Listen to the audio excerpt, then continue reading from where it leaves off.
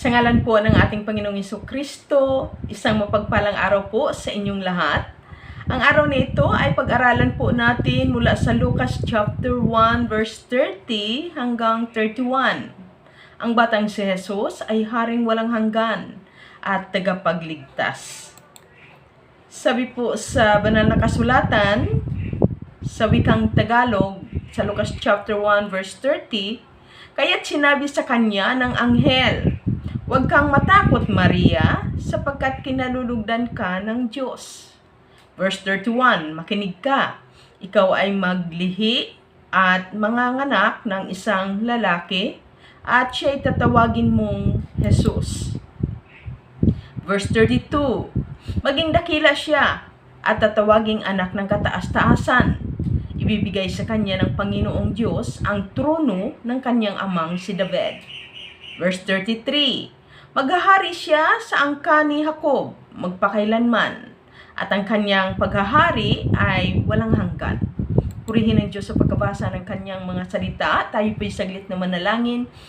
O Abba Father, thank you na minsan pa ay pagpalain mo kami sa mga salitang aming mapakinggan.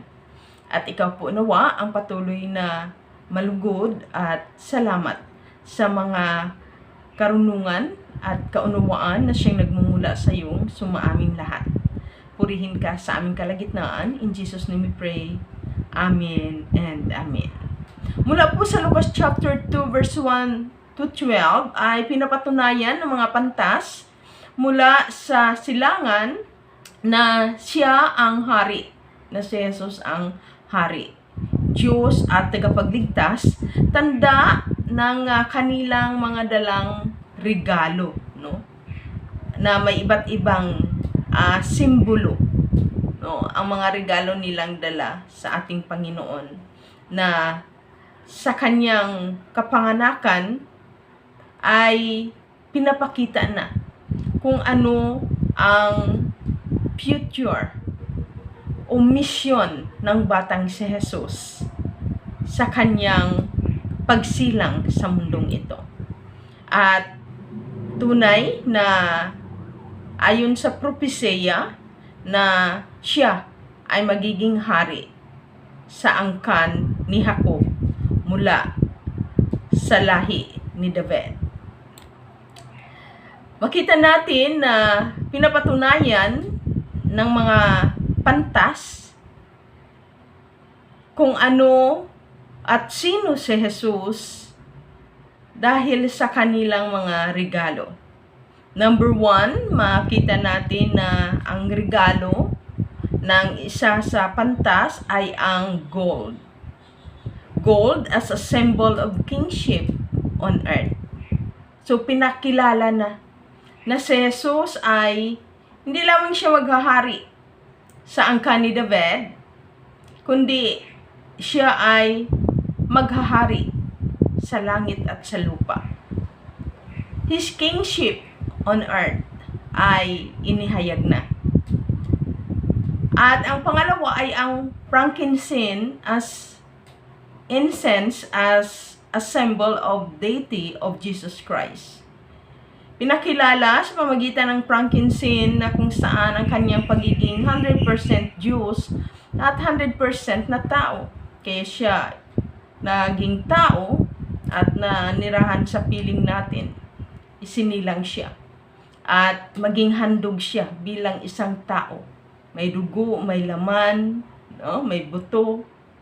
Dahil ang nagkasala ay tayong mga tao.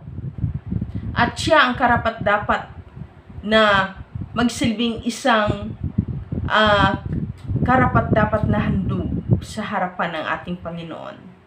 Kaya ang isinilang na siyang hari mula sa angkan ni David ay siyang Kristo na tagapagligtas. Mamamatay siya sa krus ng Kalbaryo para sa lahat ng sangkatauhan na nagkasala sa harapan ng Diyos. Siya ay nagsilbing kordero. Inihandog siya para sa atin upang tubusin tayo sa ating pagkakasala. Kaya pinakita yung frankincense, siya yung inihandog naging magsilbing mabangong handog sa harapan ng Panginoon. At ang myrrh na kung ibig sabihin ay embalming oil as a symbol of death. Mamamatay siya para sa lahat ng tao sa sandaigdigan. Upang kung paano siya'y mabuhay sa ikatlong araw, kasama niya rin tayong mabuhay sa harapan ng Diyos. Tayo na, sabi sa Corinthians chapter 5 verse 17, ang nakipag-isa kay Kristo ay bago nang nilalang, wala nang dating pagkatao, at siya'y bago na. Kung paano siya nabuhay, ay tayo'y mabubuhay sa pamagitan ng kamatayan ni Kristo Jesus. At tayong nakiisa sa Kanya ay bubuhayin muli ng ating Panginoon in water and in spirit. Ang nakipag-isa kay Kristo ay bago nang nilalang as a born-again Christian. At paghaharian niya tayo. The time will come, maganap, kasama ng mga Israelite, at tayo, na mga binago niya, iniligtas niya, as a born-again Christian, ay paghaharian niya at siya ang magiging Diyos natin. Sabi sa Matthew chapter 2 verse 11, pagpasok sa bahay, nakita nila ang bata sa piling ng kanyang inang, si Maria. Lumapit sila at nagpatira pa at sinamba ang bata. Binuksan nila ang kanilang mga sisidlan at inihandog sa kanya ang dala nilang ginto, kamangyan at mera. Hindi isang aksidente na ito ang dala nilang handog, regalo para sa batang si Jesus. Ibig sabihin, ang mga pantas na ito ay nagsilbing na ring mga propeta na sa pamagitan ng kanilang mga dala ay sinisimbolo ang magiging future at ang misyon ng bata na si Jesus na ipinanganak ng isang birhen. Makita natin na ang bata na si Jesus ay tagapagmana ng trono ng kanyang amang si David. Sinasabi sa Lucas chapter 3 verse 32, maghahari siya sa angkan ni Jacob magpakailanman at ang kanyang paghahari ay walang hanggan. So pinatunayan na siya ang ipinangakong hari at tagapagligtas. Kung ating titingnan ang mga nauna ng kaharian, mga kaharian sa lupa na hindi nananatili ayon sa Daniel chapter 2:31 to 35, ay sabi sa verse 31, mahal na hari, ang napanaginipan ninyo ay isang malaki at nakasisilaw na rebulto. Nakatayo ito sa harapan ninyo at nakatatakot tingnan. So pinakita kay Daniel ang mga empire, mga kaharian na itinayo ng tao or itinayo ni Satanas, no? Sa mundong ito. And verse 32, ang ulo nito ay dalisay na ginto. Pilak ang dibdib at mga bisig. Tanso ang tiyan at mga hita. Verse 33, ang mga binti at mga paa ay bakal at luwad. So, pinakita ng Diyos sa kay Daniel ang itatayong kaharian ng kaaway na siyang naghahari sa mundong ito.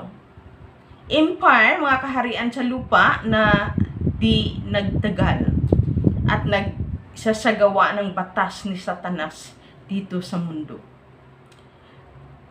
Kaya makita natin na Babylonian Empire, ang ulo, dalisay na ginto, paalala, review, Pilak ang dibdib at mga bisig na siyang Medo-Persian Empire.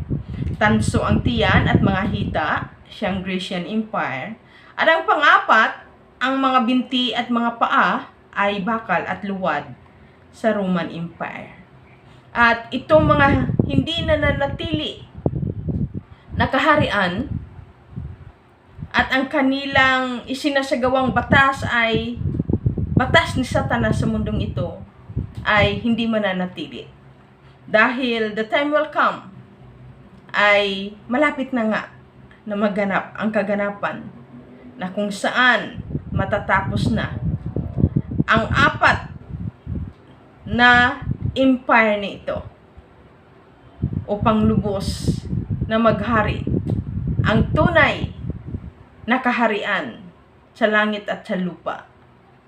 At ang tunay na hari ay walang iba, ang Panginoong Hesukristo. Naipahayag dito kung sino nga si Jesus na isinilang sa Pahayag chapter 19 verse 16. Sa kanyang kasuotan at sa kanyang hita ay nakasulat ang pangalang Hari ng mga hari at Panginoon ng mga Panginoon. So, napatunayan at nahayag na, na propesya na itong si Jesus na ipinanganak na sanggol, na niregaluhan ng gold, frankincense, at myrrh, ay makita natin na siya ang darating na hari ng mga hari at Panginoon ng Panginoon. His kingdom is an everlasting kingdom. Pinapatunayan sa Psalms 145 verse 13. Your kingdom is an everlasting kingdom, and your dominion endures through all generations. The Lord is trustworthy in all He promises, and faithful in all He does. Ang paghahari mo ay sadyang walang hanggan, hindi magbabago. Di ka bibiguin sa mga pangako, pagkat ang Diyos ay tapat. Ang kanyang ginawa, kahit ano ito, ay mabuti sa lahat. Sa lahat ng hari, walang sinumang pinakamabuti sa 5 empire na mga hari, kundi tanging ang darating na hari ay siyang haring matuwid at siya'y maghahari magpakailanman. Doon sa kanyang mga tinawag at pinili na tunay na tinanggap siya na hari at tagapagligtas na si Jesucristo. Yamang alam mo, ikaw at ako kapatid, na alam mong pinaghaharian ka ni Kristo Jesus. Mula nung tinanggap mo siya bilang hari tagapagligtas na inyong buhay, yamang alam mo na ipinanganak siya sa iyo at sa akin bilang hari at tagapagligtas. Sa oras na ito ay minsan pa pinapaalalahanan tayo na wag lang nating alalahanin na siya ay ipinanganak at i-enjoy ang bawat holiday season na nagaganap. Excited lang tayong darating lagi ang Kapaskuhan. But my dear brothers and sisters in Christ, kaya ating inaalala ang kapanganakan ng ating Panginoong Hesukristo upang patuloy nating paghariin ang kalooban niya na dapat na maghari sa ating mga puso. Upang sa kanyang pagdating, upang ganapin ang kanyang pangako na tayo'y lubos na kanyang pagharian at ganapin ang tunay na kaligtasan, ay tunay nga na tayo'y mapasama sa kanyang napakagandang layunin at plano sa ating lahat na sumasampalataya sa kanya. Kaya ano ang ating dapat gawin? Paghariin sa puso ang karunungan ng Diyos, ang mabuting balita. Sabi sa 1 Corinthians chapter 1 verse 21, sapagkat ayon sa karunungan ng Diyos, hindi niya itinulot na siya ay makilala ng tao sa pamagitan ng karunungan ng sanlibutang ito. Sa halip, minarapat niyang ang mga nananalig sa kanya'y iligtas sa pamagitan ng mabuting balita na aming ipinangangaral, ngunit ipinalalagay naman ng sanlibutan na isang kahangalan. Ilagay natin sa ating puso ang tunay na karunungan na hatid ng salita ng Diyos or mabuting balita. Dahil sa mga tao na pinaghaharian ni Satanas sa sanlibutan ito, ang karunungan na hatid ng mabuting balita ni Kristo Jesus na ipinangaral mula pa ng mga apostolis niya hanggang sa mga tunay na kanyang mga lingkod ngayon ay magsilbing, sabi nga ay karunungang kahiya-hiya sa mga naghahari or sa mga tao dito sa sanlibutan. Darating na ang tunay na mabuti na salita ng Diyos na ito, na karunungan ng salita ng Diyos ay pagtatawanan ng sangkatauhan sa mundong ito. Pipiliin nila ang karunungang alok ni Satanas. Always remember na nahulog ang tao sa kamay ng dyablo o ni Satanas dahil ninais niya ang karunungan ng sanlibutan. Makikita natin na sa Genesis chapter 3 verse 6, napakaganda sa paningin ng babae ang punong kahoy at sa palagay niya ay masarap ang bunga nito. Nabuo sa isipan niya na mabuti ang maging marunong. Kaya't pumitas siya ng bunga at kumain. Kumuha rin siya para sa kanyang asawa at kumain din. Kaya ingat po tayo sa darating na mag-aalok ng karunungan. At kung ating titingnan, nagaganap na. Naniniwala ako na darating ang bagay na sa paningin ng sanlibutan na walang kabuluhan ang mga mabuting salita ng Diyos. Kapag inilunch na nila ang magkukontrol sa lahat ng nilalang na tao sa mundong ito. Mas pipiliin nila ang karunungan ni Antikristo kaysa karunungan ng Diyos sa pamagitan ng mabuting balita o mga salitang mahayag. Mas pipiliin nila ang karunungan na hatid ni Antikristo. Anong karunungan iyon? Yung microchip. The time will come. Maraming mga tao, mas ibigin nilang magkaroon ng microchip kaysa tanggapin ang katotohanan na salita ng Diyos. Dahil kung ating titingnan, ipapalagay ng tao na napakainam na magkaroon sila ng tinatawag na microchip. Napakaganda ngayon ang pagpipresent ng mga Antikristo upang hangarin at tanggapin ninyo ang iaalok nilang microchip. Ako naniniwala na gamit ni Antikristo sa pamamagitan ng kanyang sanlibutang karunungan. Sabi nga, hahalakhak siya dahil maraming maniniwala sa karunungan na kanyang ialok sa pamamagitan ng microchip. Dahil ang microchip ay para na rin computer na kung anong gusto mong itanong, parang si Google. Hindi parang, yun na nga si Google. No?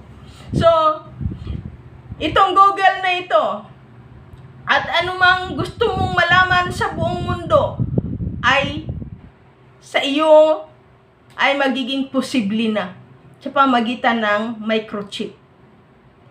Ito ang counterfeit ni Satanas laban sa totoong karunungan ng Diyos na ihahayag, na patuloy na inihahayag sa mundong ito. The time will come sa mga hindi tunay na mananampalataya ay mas piliin nila ang microchip kaysa tunay na salita ng Diyos na nagbibigay ng tunay na karunungan o upang lubos na sila'y paghaharian ng Panginoon. Bakit? Ano bang dala ng microchip na ito? Na I believe na totoong mangyayari na sabi nga kahit mga hinirang ay mapapaibig din na tanggapin ang karunungan ni Satanas sa pamagitan ng microchip. Always remember na ang microchip ay mayroong tinatawag mind control sleeve using sound waves technology. Para di na, no? Sabi nga, ang lahat sa iyong katauhan ay control na niya. At mayroon silang tinatawag na Neuralink technology na kung saan ay ito ay isubmerge sa dugo ng tao. At ang dugo ng tao na mayroon ng tinatawag na Neuralink microchip na ito ay ito yung sagot sa mga taong may Alzheimer disease. Kung ating titingnan ngayon, napakarami na, rampant na sa mga matatandang tao. Above 60 ay may sakit na Alzheimer's disease. So, gumagawa sila ng paraan upang mabigyan ng kagalingan ang mga taong may sakit nito. Kasi kung ating titingnan, napaka-imposible na mapagaling ito. Pero dahil sa technology ito ay posible. Kaya maraming mga tao na I believe tatanggapin nila ang Neuralink chip na ito na technology upang maproteksyonan ang kanilang kaisipan. Ngunit may nagpatutuo na siya ay nagising na lang, na pagising niya, may kakaiba na siyang nararamdaman. Even sa kanyang kaisipan, sa kanyang mga paningin, sa kanyang pakiramdam. Hindi siya maunawaan ng kapwa. Even ang kanyang sarili, hindi niya maunawaan. Bakit? Dahil may naririnig siya, may nakikita siya, may mga bagay na kung saan ay something wrong. At doon niya nalalaman na siya pala ay ginawang experiment, no? Nilagyan siya ng microchip na hindi niya alam kung saang banda sa kanyang katawan. So, pinipilit niyang magbayad siya kahit anong mahal, kunin lang ang microchip. Kaya lang hindi na tinanggap ng mga doctor na ito or ng mga taong ito na naglagay sa kanya ng microchip.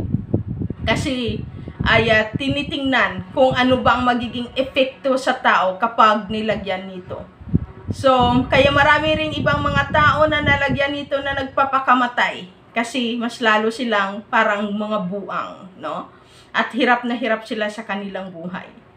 Always remember na may mga tinatawag din na Parkinson's disease na lahat ng mga hindi nagfa-function na part of our bodies, like katulad ng kidney, ng heart, ay posible na dahil sa karunungan ng tao sa sanlibutan.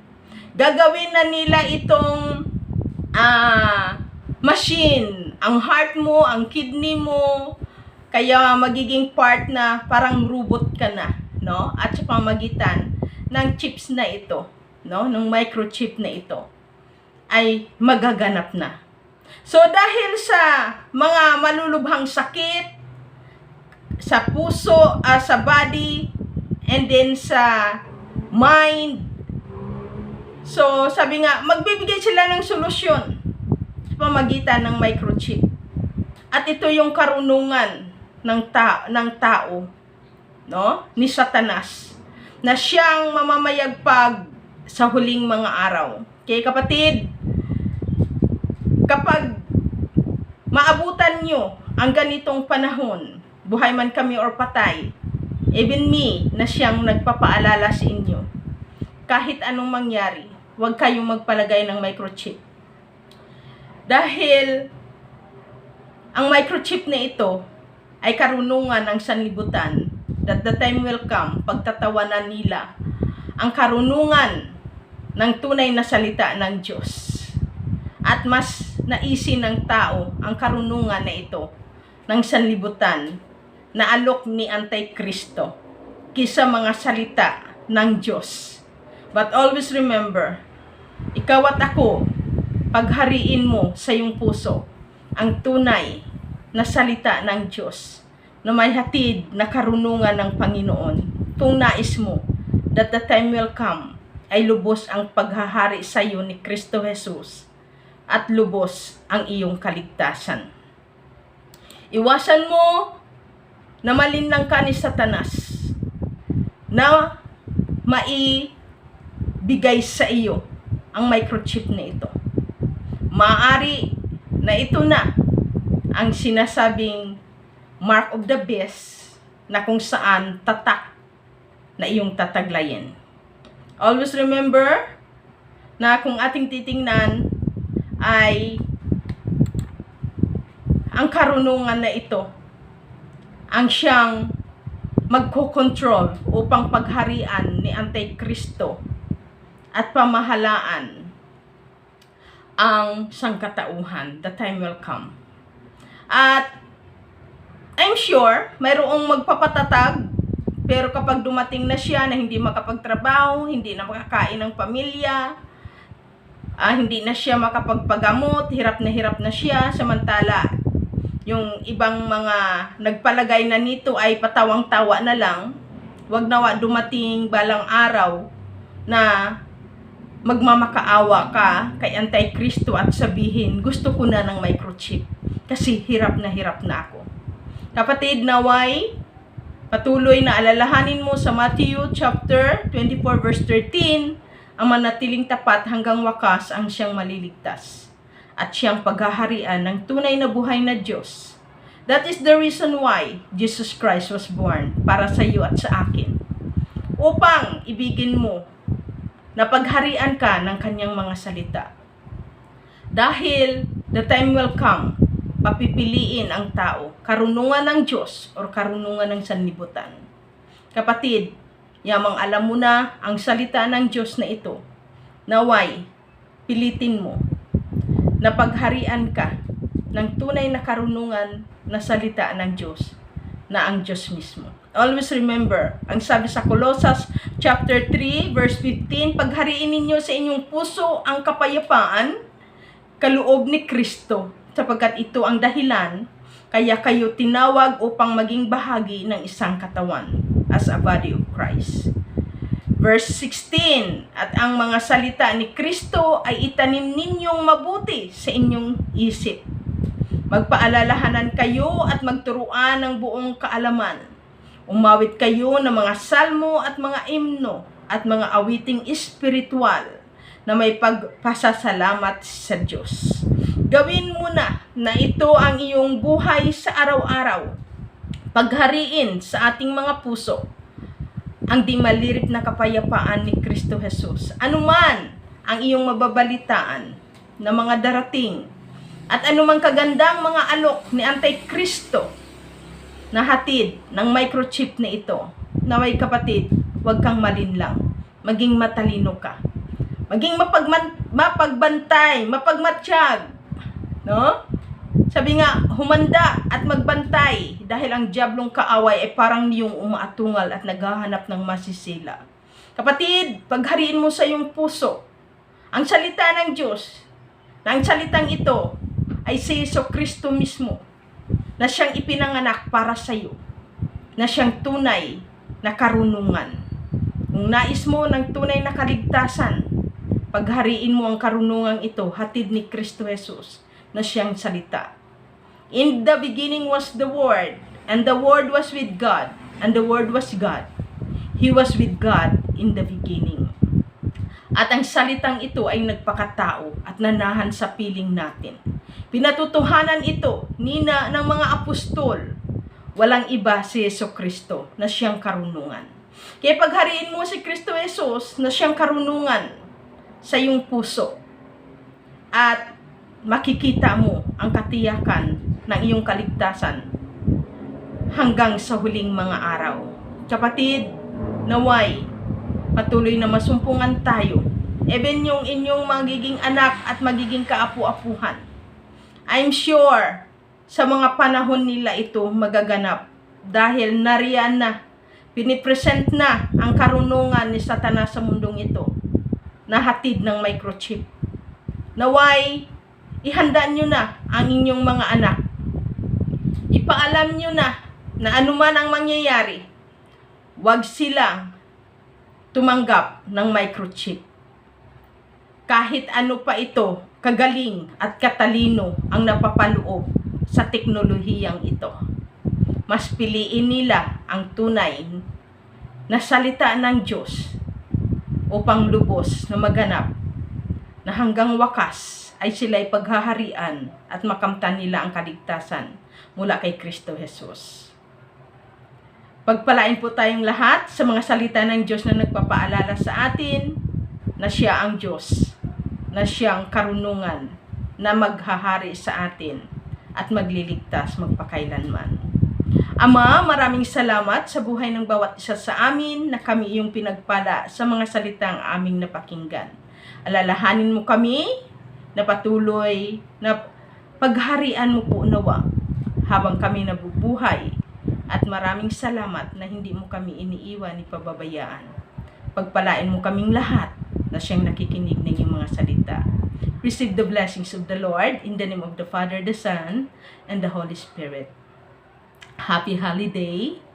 God bless po sa inyong lahat. Mahal ko kayong lahat kay Kristo Jesus.